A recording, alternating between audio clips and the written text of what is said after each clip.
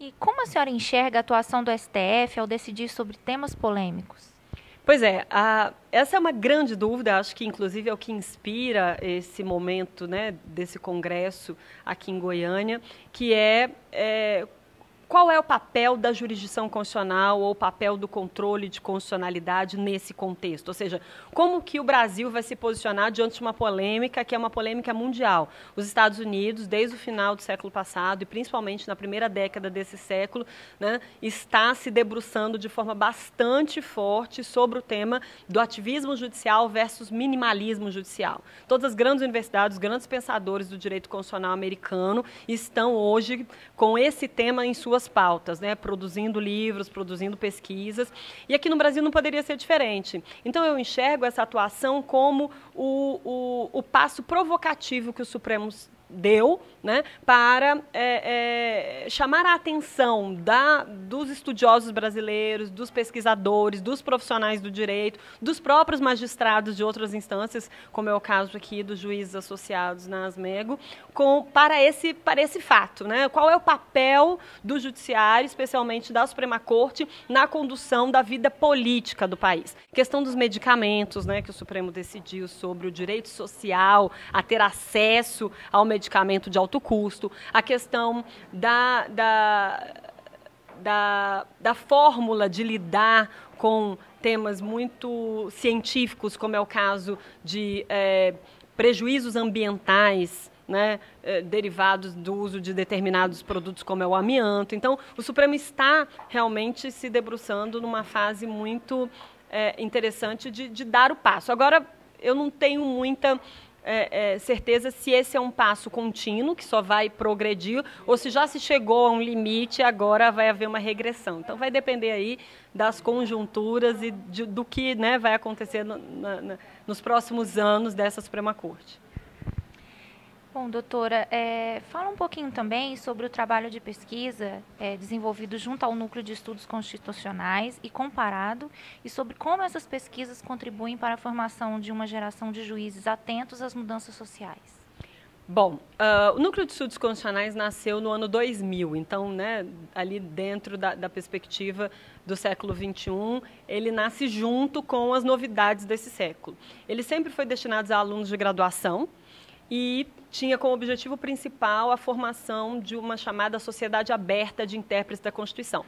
Por morarmos em Brasília, estarmos, né, atuando como estagiários, assessores, filhos, amigos de magistrados da Suprema Corte, de alguma forma isso parecia uma necessidade vital, né, da pesquisa em Brasília, se aproximar da temática do Supremo Tribunal Federal e das suas decisões e da metodologia, né, que envolve o processo de jurisdição constitucional de uma forma mais intensa. Então, o Núcleo de Estudos Constitucionais nasceu para isso.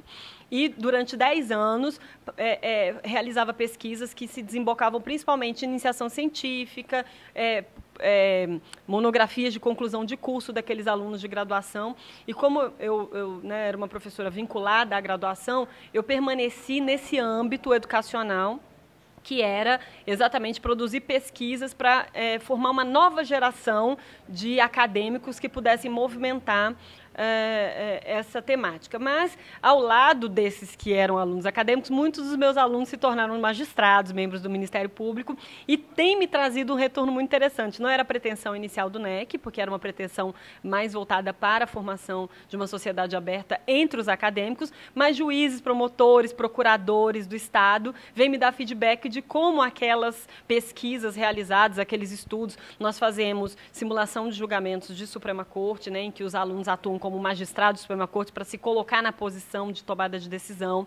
Nós fazemos a proposta de estudo de precedentes, pegar um precedente e dissecá-lo para saber exatamente quais foram as motivações, não apenas jurídicas, mas do contexto histórico, do contexto político, do contexto econômico, que estão presentes no discurso dos ministros ao proferirem suas decisões. Nós também fazemos pesquisas teóricas sobre o que se fala na doutrina, principalmente na doutrina estrangeira americana, italiana, alemã, espanhola, portuguesa, sobre os mesmos temas que estão instigando a reflexão constitucional brasileira.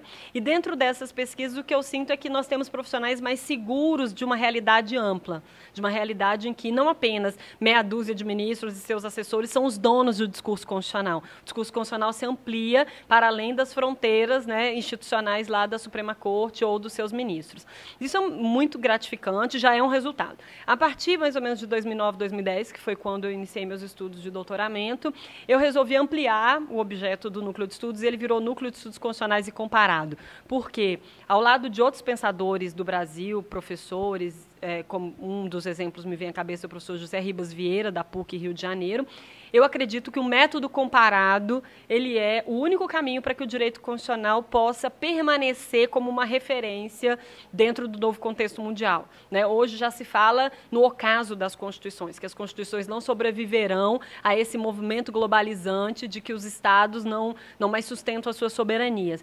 E eu acho que existe um espaço ainda para a efetivação dessa soberania, mas esse espaço ele tem que estar associado a uma visão comparativa de mundo. E essa visão comparativa trouxe para o Núcleo de Estudos Constitucionais um projeto que eu estou desenvolvendo, né? Nós estamos aí ao final do segundo ano desse projeto, chama Constituições no Mundo. Quais são as janelas que estão se abrindo para que a gente conheça o constitucionalismo de Israel, o constitucionalismo da Mauritânia, o constitucionalismo da Índia, né? Então, meus alunos de graduação hoje estão todos envolvidos. Eu tenho uma média de 100, 150 trabalhos, porque eu envolvo os alunos da sala de aula, os alunos da pesquisa no NEC. Então, a gente está estudando como é que é. Professor, eu não acho, eu não sei falar a língua. Eu fiz, pois é, o que está disponível em língua que você sabe falar? Quais são as línguas? Então, eu estou instigando essa metodologia pela prática, né? Em vez de começar, vamos aqui para estudar direito comparado é assim, eu estou colocando eles diante dos desafios comparados para que eles sintam as necessidades dessa comparação. E é isso que nós temos feito, e o NEC, para mim,